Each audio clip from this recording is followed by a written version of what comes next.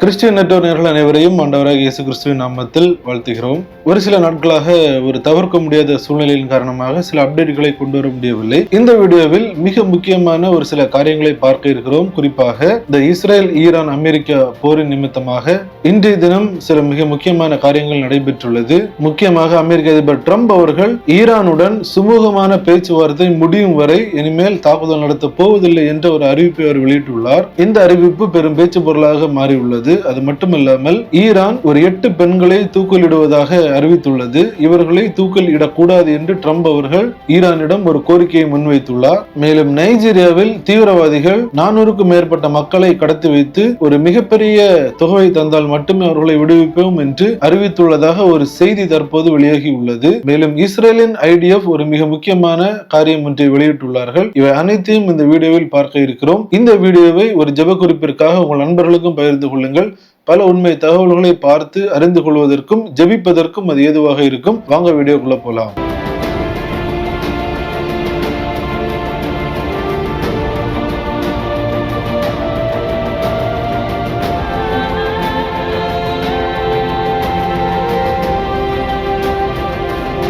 நம்ம எல்லாருமே பல நாட்களாக பார்த்து கொண்டு வருகிறோம். இஸ்ரேல் ஈரான் அமெரிக்கா இந்த போர் மிக தீவிரமடைந்து வந்த சூழ்நிலையிலும் ஒரு சில போர் நிறுத்தங்கள் நடைபெற்றது. ஆனாலும் தாக்குதல்கள் தொடர்ந்து கொண்டுதான் இருந்தது. இந்நிலையில் முதற்கட்டமான பேச்சுவார்த்தை பாகிஸ்தானில் வைத்து அமெரிக்கா மற்றும் ஈரானுக்கு இடையே நடைபெற்றது. இந்த பேச்சுவார்த்தை 21 மணி நேரங்கள் நீடித்தது. ஆனால் இந்த பேச்சுவார்த்தை மிகப்பெரிய ஒரு தோல்வியில் முடிவடைந்தது. அது மட்டுமல்லாமல் லெபனான் மற்றும் இஸ்ரேலுக்கு இடையே ஒரு பேச்சுவார்த்தை நடைபெற்று 10 நாட்கள் போர் நிறுத்தம் ஏற்படுவதாக அறிவிக்கப்பட்டது. இப்படி இருக்கிற சூழ்நிலையில் அமெரிக்கா மற்றும் ஈரான் இடையே ஒரு நிரந்தர போர் நிறுத்த ஒப்பந்தத்திற்கான பேச்சுவார்த்தை 2ஆம் கட்ட பேச்சுவார்த்தை பாகிஸ்தானில் வைத்து நடைபெறுவதாக இருந்தது. இந்நிலையில் அமெரிக்காவும் அதில் பங்கேற்கவில்லை, ஈரானும் அதில் பங்கேற்கவில்லை. ஆகவே ஏற்கனவே ஏற்பட்டிருந்த அந்த போர் நிறுத்த ஒப்பந்தம் அது முடிவடைவதற்கு சில காலங்களே உள்ள சூழ்நிலையில் அந்த போர் நிறுத்த ஒப்பந்தம் முடிவடைந்தால் மீண்டும் அமெரிக்கா மற்றும் ஈரானிடையே மிகப்பெரிய அளவில் ஒரு போர் சூழல்கள் ஏற்படலாம் என்ற சூழ்நிலை இருந்த சமயத்தில் ட்ரம்ப் அவர்கள் ஒரு அறிவிப்பு ஒன்றை வெளியிட்டுள்ளார்.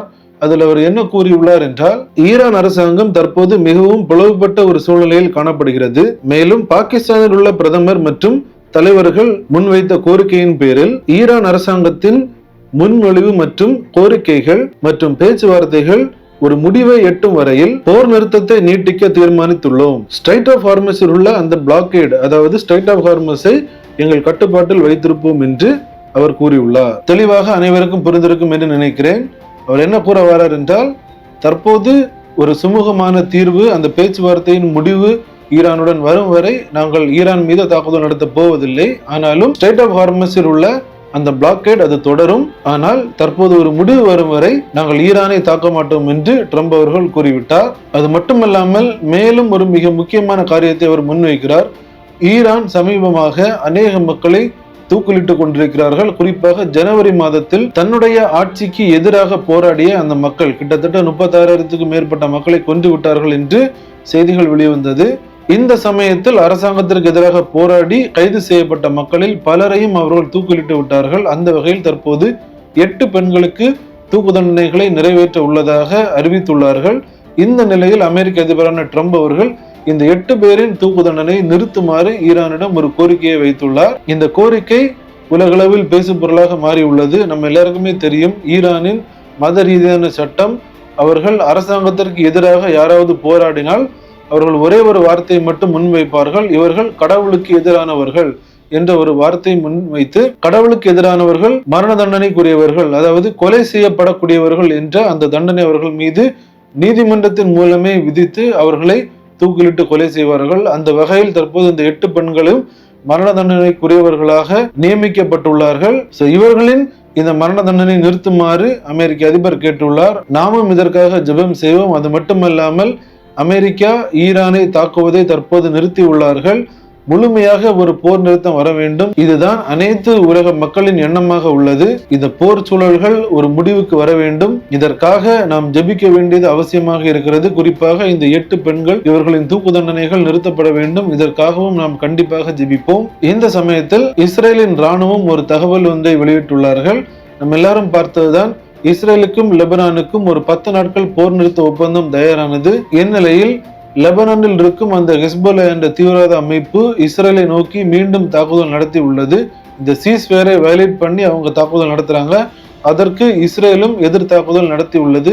குறிப்பாக அங்கு பல தீவிரவாதிகளை அழித்துள்ளதாகவும் இஸ்ரேலின் ராணுவம் தெரிவித்துள்ளார்கள். ஒரு பக்கத்தில் அமெரிக்கா ஈரான் அவர்களுக்குள்ளாக தற்போது ஒரு சீஸ்ஃபயர் ஏற்பட்டாலும், இந்த பக்கம் இஸ்ரேல் லெபனான் அங்கு சீஸ்ஃபயர் ஏற்பட்டாலும் அங்கு போர் சூழல்கள் மீண்டும் மீண்டும் உருவாகி கொண்டுதான் இருக்கிறது. சோ முழுவதுமாக இந்த போர் சூழல்கள் முடிவுக்கு வந்தால்தான் மக்கள் நிம்மதியாக இருக்க வேண்டும். நம் ஆரம்பத்திலே சொன்னதுதான், போர் சூழல்கள் வரும்போது தலைவர்கள் தப்பித்து விடுவார்கள், ஆனால் அப்பாவி மக்களின் உயிர்கள் தான் பாதிக்கப்படும். அதைத்தான் நாம் தொடர்ந்து பார்த்து கொண்டே வருகிறோம். இந்த போர் சூழல்கள் முடிவுக்கு வர வேண்டும், அப்பாவி மக்களின் உயிர்கள் பாதுகாக்கப்பட வேண்டும்.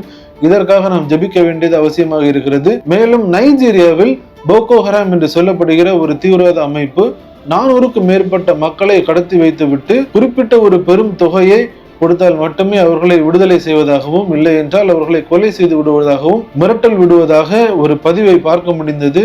ஒரு நியூஸ் சேனல் அதை வெளியிட்டிருக்கிறார்கள். பலரும் அதை தற்போது வெளியிட்டுக் கொண்டே வருகிறார்கள். நைஜீரியாவில் சொல்லவே தேவையில்லை, கிறிஸ்தவர்களுக்கு எதிராக அங்குள்ள தீவிரவாத அமைப்புகள் வேண்டுமென்றே மிகப்பெரிய அளவில் தாக்குதலை நடத்தி கொண்டு வருகிறார்கள். அநேக மக்களை கொன்று குவிக்கிறார்கள். இரத்த ஆறு நைஜீரியாவில் ஓடிக்கொண்டிருக்கிறது. ஆனாலும் அங்குள்ள மக்கள் நாங்கள் இயேசு கிறிஸ்துவுக்காக வைராக்கியமாக நிற்போம் என்று இயேசுவுக்காக நிற்கிறார்கள். அந்த மக்களுக்காக நாம் ஜெபிக்க வேண்டியது அவசியமாக இருக்கிறது. அவர்களின் பாதுகாப்பிற்காக நாம் ஜெபிப்போம். தற்போது கூட அந்த உயிர்த்தெழுதல் தினத்தை கொண்டாடிய மக்கள் மீது மிக கடுமையான தாக்குதலை நடத்தி அநேக மக்களை கொன்று குவித்தார்கள். இப்படிப்பட்ட சூழ்நிலைகள் மாற வேண்டும். தற்போது இந்த செய்தியையும் மனதில் வைத்துக் கொண்டு நாம் ஜெபிக்க வேண்டியது அவசியமாக இருக்கிறது. தீவிரவாதிகளின் பிடிகளில் இவர்கள் மட்டுமல்ல, மேலும் பல மக்கள் தீவிரவாதியின் பிடிகளில் சிக்கி தவிக்கிறார்கள். இவர்கள் அனைவரும் மீட்கப்பட வேண்டும். நைஜீரியாவில் கிறிஸ்தவர்கள் பாதுகாக்கப்பட வேண்டும். இதற்காக நாம் தினமும் ஜெபிக்க வேண்டியது அவசியமாக இருக்கிறது, நம்முடைய கடமையாக இருக்கிறது. நம்முடைய சொந்தங்கள், நம்முடைய இரத்த உறவுகள் அங்கு கிறிஸ்துவின் நிமித்தம் மிகப்பெரிய ஒரு துன்பத்தை அனுபவிக்கிறார்கள். அவர்களின் மீட்பிற்காக, அவர்களின் பாதுகாப்பிற்காக நாம் கண்டிப்பாக ஜெபிப்போம். அதே போன்று இந்த ஈரான், இஸ்ரேல், அமெரிக்கா இந்த போர் சூழல்கள் இவைகளும் ஒரு முடிவுக்கு வர வேண்டும். இதற்காகவும் நாம் ஜெபிக்க வேண்டியது அவசியமாக உள்ளது. அது மட்டுமல்லாமல் 8 பெண்களுக்கு ஈரான் அரசாங்கம் மரண தண்டனை விதித்துள்ளார்கள். அவர்களின் மரண தண்டனை அதுவும் ரத்து செய்யப்பட வேண்டும். இதற்காகவும் நாம் ஜெபிக்க வேண்டியது அவசியமாக இருக்கிறது. போர் சூழல்களையும் தாண்டி மத தலைவர், அதாவது கத்தோலிக்க மத தலைவரான போப் அவர்களுக்கும் அமெரிக்க அதிபருக்கும் இடையே ஒரு நல்லுறவு இல்லாததை நம்மளால் பார்க்க முடிந்தது. குறிப்பாக அமெரிக்க அதிபரான ட்ரம்ப் அவர்கள், போப் அவர்கள் ஒரு தலைபட்சமாக செயல்படுகிறார். அமெரிக்கா மற்றும் இஸ்ரேலுக்கு எதிராகவே அவர் தன்னுடைய கருத்துக்களை தெரிவிக்கிறார். ஆனால் ஈரான் அவர்களுடைய மக்களை கொலை செய்த போது மற்றும் பல்வேறு தீவிரவாத நடவடிக்கைகள், குறிப்பாக கிறிஸ்தவர்களுக்கு எதிராக பல நடவடிக்கைகள் நடக்கும் போது கூட போப் அவர்கள் வாயை திறக்கவில்லை என்று கடுமையான விமர்சனங்களை வைத்திருந்தார். அதனையும் நாம் பார்க்க முடிந்தது. ஒரு நாட்டின் அதிபர் மற்றும் மத தலைவர் இவர்களுக்குள்ளாக இருக்கும் இந்த முரண்பாடுகள் இவைகளும் மாற வேண்டும். இவை எல்லாவற்றையும் நாம் இந்த அப்டேட்டில் பார்த்திருக்கிறோம். இவை எல்லாவற்றிற்காகவும் நாம் ஜெபிக்க வேண்டியது அவசியமாக இருக்கிறது. தினமும் நம்முடைய ஜெபங்களில் மக்களின் பாதுகாப்பிற்காகவும், கிறிஸ்தவர்களின் பாதுகாப்பிற்காகவும், நைஜீரியாவில் உள்ள கிறிஸ்தவர்கள், தேவ மனிதர்களின் பாதுகாப்பிற்காகவும், உலகெங்கிலும் வாழும் கிறிஸ்தவ ஊழியர்கள், தேவ பிள்ளைகள், மிஷனரிகள் எல்லாரின் பாதுகாப்பிற்காகவும் நாம் ஜெபிக்க வேண்டியது அவசியமாக இருக்கிறது. இந்த தகவலை தவறாமல் உங்கள் நண்பர்களுக்கும் பகிர்ந்து கொள்ளுங்கள். பல உண்மைகளை அறிந்து கொண்டு ஜெபிப்பதற்கு அது ஏதுவாக இருக்கும். மீண்டும் இன்னொரு அப்டேட்டில் உங்களை சந்திக்கிறேன். தேவன் தாமே நம் அனைவரையும் ஆசீர்வதிப்பாராக. ஆமென்.